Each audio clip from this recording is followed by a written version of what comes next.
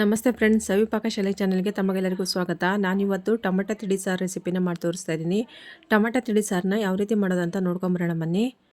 ಮೊದಲಿಗೆ ಗ್ಯಾಸ್ ಮೇಲೆ ಒಂದು ಬಾಣಲಿನ ಇಟ್ಕೊಳ್ತಾ ಇದ್ದೀನಿ. ಅದಕ್ಕೆ 2 ಚೆಂಬಾಗುವಷ್ಟು ನೀರನ್ನ ಹಾಕ್ಕೊಳ್ತಾ ಇದ್ದೀನಿ. ಆ ನೀರಿಗೆ ಇವಾಗ ಒಂದು 4ರಿಂದ 5 ಟೊಮೆಟೊನ ಹುಳಿ ಟೊಮೆಟೊ ತೊಗೊಂಡಿದ್ದೀನಿ. ಅದರದ್ದು ಮೇಲ್ಭಾಗದ್ದು ತೊಟ್ಟಿರುತ್ತಲ್ವ ಅದನ್ನು ಕೊಯ್ದು ತಗೊಂಡಿದ್ದೀನಿ ನಾನು. ಚಿಕ್ಕದು 3 ಈರುಳ್ಳಿನ ಬಿಡಿಸಿ ಹಾಕ್ಕೊಂಡಿದ್ದೀನಿ. ಬೆಳ್ಳುಳ್ಳಿ ಒಂದು 8ರಿಂದ 10 ಎಸಳು ಬಿಡಿಸ್ಬಿಟ್ಟು ಹಾಕ್ಕೊಂಡಿದ್ದೀನಿ.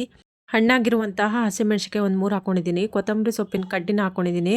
ಮತ್ತು ಒಂದು ಅರ್ಧ ಇಂಚಷ್ಟು ಶುಂಠಿನ ಕಟ್ ಮಾಡ್ಕೊಂಡು ಹಾಕ್ಕೊಂಡಿದ್ದೀನಿ. ಒಂದು ಸ್ಪೂನ್ ಆಗುವಷ್ಟು ಜೀರಿಗೆ ಹಾಕ್ಕೊಂಡಿದ್ದೀನಿ. ಇದಿಷ್ಟು ಹಾಕಿಬಿಟ್ಟು ಒಂದು ಸತಿ ಚೆನ್ನಾಗಿ ಕಲಸಿ ಮಿಕ್ಸ್ ಮಾಡಿಕೊಂಡು ಒಂದು ಪ್ಲೇಟ್ನ ಮುಚ್ಚಿ ಚೆನ್ನಾಗಿ ಇದನ್ನು ಕುದಿಸ್ಕೊಳ್ಬೇಕು. ಟೊಮೆಟೊ ಎಲ್ಲ ಮೆತ್ತಗಾಗಬೇಕು, ಅಲ್ಲಿ ತನಕ ಚೆನ್ನಾಗಿ ಇದನ್ನು ಬೇಯಿಸ್ಕೊಳ್ಳೋಣ. ಇವಾಗ ಟೊಮೆಟೊ ಎಲ್ಲ ಮೆತ್ತಗಾಗಿದೆ. ಇವಾಗ ನೋಡಿ ನಾನು ಆ ನೀರನ್ನ ಸೋಸ್ಕೊತಾ ಇದ್ದೀನಿ.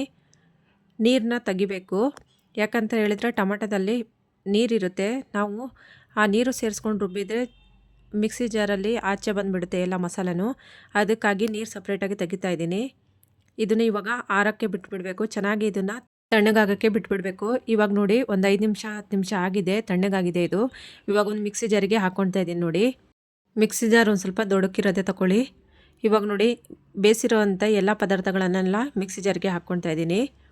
ಇದಕ್ಕೆ ಇವಾಗ ಮನೆಯಲ್ಲೇ ಮಾಡಿರುವಂಥ ಸಾಂಬಾರು ಪುಡಿ ಒಂದು ಸ್ವಲ್ಪ ಹಾಕ್ಕೊಳ್ತಾ ಇದ್ದೀನಿ. ಒಂದು ಅರ್ಧ ಸ್ಪೂನ್ ಆಗುವಷ್ಟು ಹಾಕ್ಕೊಂಡ್ರೆ ಸಾಕಾಗುತ್ತೆ. ಬೇಕಿದ್ದರೆ ಹಾಕ್ಕೊಳ್ಳಿ, ಇಲ್ಲ ಅಂತೇಳಿ ಬೇಡ. ಇಲ್ಲ ಅಂತೇಳಿದರೆ ರಸಂ ಪುಡಿ ಏನಾದರೂ ಇದೆ ಅಂತ ಹೇಳ್ಕೊಂಡು ಹೇಳಿದರೆ ರಸಂ ಪುಡಿ ಒಂದು ಅರ್ಧ ಸ್ಪೂನು ಇಲ್ಲ 1 ಸ್ಪೂನ್ ಸೇರಿಸ್ಕೊಂಡ್ರೆ ಸಾಕಾಗುತ್ತೆ. ಅದನ್ನೆಲ್ಲ ಸೇರಿಸ್ಕೊಂಡು ನಾನು ರುಬ್ಕೊಂಡು ಒಂದು ಪಾತ್ರೆಯಲ್ಲಿ ಹಾಕ್ಕೊಂಡಿದ್ದೀನಿ ನೋಡಿ. ಅದಕ್ಕೆ ಮಿಕ್ಸಿ ಜಾರ್ ತೊಳೆದಿದ್ದ ನೀರು ಮತ್ತು ಎಕ್ಸ್ಟ್ರಾ ನೀರು ಏನಾದರೂ ಬೇಕಂತ ಹೇಳಿದ್ರೆ ಹಾಕ್ಕೊಂಡು ಉಪ್ಪು ಹಾಕಿ ಚೆನ್ನಾಗಿ ಮಿಕ್ಸ್ ಮಾಡ್ಕೊತಾ ಇದ್ದೀನಿ. ಇದನ್ನ ಇವಾಗ ಕುದಿಯೋಕ್ಕೆ ಬಿಟ್ಬಿಡಬೇಕು. ನೋಡಿ ಚೆನ್ನಾಗಿ ಕುದಿ ಬರ್ತಾಯಿದೆ. ಚೆನ್ನಾಗಿ ಇದನ್ನು ಕಲಿಸ್ಕೊಂಡು ಮಿಕ್ಸ್ ಮಾಡ್ಕೊತಾ ಇದ್ದೀನಿ.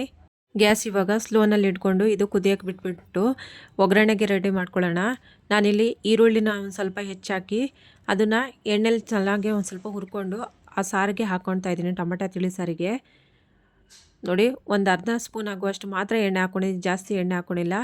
ಈರುಳ್ಳಿ ಹುರಿಯೋದಕ್ಕೋಸ್ಕರ ಮಾತ್ರನೇ ಇದನ್ನು ನೋಡಿ. ಈರುಳ್ಳಿ ಎಲ್ಲ ಚೆನ್ನಾಗಿ ಕೆಂಪಗಾಗಿದೆ. ಇದನ್ನ ಇವಾಗ ಕುದಿತಾ ಇರೋಂಥ ಸಾರಿಗೆ ಹಾಕ್ಕೊಳ್ತಾ ಇದ್ದೀನಿ. ಹಾಕ್ಕೊಂಡು ಒಂದು ಸತಿ ಮಿಕ್ಸ್ ಮಾಡ್ಕೊಳ್ಳಿ. ಮತ್ತು ಇದಕ್ಕೆ ಇವಾಗ ಒಂದು ಒಗ್ಗರಣೆನ ರೆಡಿ ಮಾಡ್ಕೊಳ್ಳೋಣ. ಒಗ್ಗರಣೆಗೆ ಅದೇ ಒಗ್ಗರಣೆ ಪಾತ್ರೆನ ಇಟ್ಬಿಟ್ಟು 1 ಸ್ಪೂನ್ ಆಗುವಷ್ಟು ಎಣ್ಣೆ ಹಾಕಿ ಸಾಸಿವೆ ಹಾಕ್ಕೊಂಡಿದ್ದೀನಿ. ಸಾಸಿವೆ ಚೆನ್ನಾಗಿ ಸಿಡಿದ್ರ ಮೇಲೆ ಒಂದು 4 ಬೆಳ್ಳುಳ್ಳಿನ ಜಜ್ಜಿಬಿಟ್ಟು ಹಾಕ್ಕೊಂಡಿದ್ದೀನಿ. ಒಂದು ಸ್ವಲ್ಪ ಅರಿಶಿನ ಪುಡಿನ ಹಾಕ್ಕೊಳ್ತಾ ಇದ್ದೀನಿ. ಒಂದು 1/4 ಟೀ ಸ್ಪೂನ್ ಆಗುವಷ್ಟು ಜೀರಿಗೆನ ಹಾಕ್ಕೊಳ್ತಾ ಇದ್ದೀನಿ. ಸ್ವಲ್ಪ ಜೀರಿಗೆ ಹಾಕ್ಕೊಳ್ಳಿ ಸಾಕಾಗುತ್ತೆ. ಬೆಳ್ಳುಳ್ಳಿ ಎಲ್ಲ ಒಂದು ಸ್ವಲ್ಪ ಕೆಂಪಗಾಗಿದೆ. ಇವಾಗ ಅದಕ್ಕೆ ಒಣಮೆಣಸಿನ್ಕಾಯಿ ಕಟ್ ಮಾಡ್ಕೊಂಡು ಹಾಕ್ಕೊಳ್ತಾ ಇದ್ದೀನಿ. ಒಂದು ಒಣಮೆಣಸಿನ್ಕಾಯಿನ ಕರಿಬೇವು ಸೊಪ್ಪು ಹಾಕ್ಕೊಂಡು ಚೆನ್ನಾಗಿ ಇದನ್ನು ಒಂದು ಸತಿ ಕಲಸಿ ಮಿಕ್ಸ್ ಮಾಡಿಕೊಂಡ್ರೆ ಒಗ್ಗರಣೆ ರೆಡಿ ಆಗುತ್ತೆ. ಇವಾಗ ಕುದಿತಿರೋಂಥ ಸಾರಿಗೆ ಹಾಕ್ಕೊಳ್ತಾ ಇದ್ದೀನಿ ನೋಡಿ. ಸಾರು ಚೆನ್ನಾಗಿ ಕುದಿ ಬರ್ತಾ ಇದೆ. ಅದಕ್ಕೆ ಇವಾಗ ನಾವು ಮಾಡ್ಕೊಂಡಿರುವಂಥ ಒಗ್ಗರಣೆನ ಹಾಕ್ಕೊಂಡು ಚೆನ್ನಾಗಿ ಇದನ್ನು ಕಲಸಿ ಮಿಕ್ಸ್ ಮಾಡ್ಕೊಳ್ಬೇಕು. ಇನ್ನೊಂದು 2 ನಿಮಿಷ ಸಾರು ಚೆನ್ನಾಗಿ ಕುದಿಸ್ಕೊಳ್ಳೋಣ.